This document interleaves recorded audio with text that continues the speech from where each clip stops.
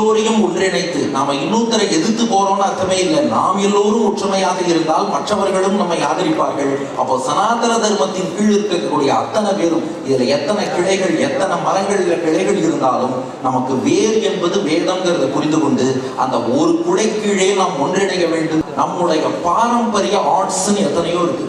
அந்த நம் பாரம்பரியத்திலே என்னென்ன விஷயங்கள்லாம் இதுவரை பெரியோர்கள் கொண்டு வந்தார்களோ அதற்கு ஒரு சென்டர் ஆஃப் எக்ஸலன்ஸ், ஒரு சென்டர் ஆஃப் லேர்னிங் மாதிரி ஏற்படுத்தி நம் பாரம்பரியம் என்பது அடுத்த தலைமுறைக்கு போய் சேரணும். இதை காப்பாற்றி வைக்கிறது ரொம்ப ரொம்ப முக்கியம்.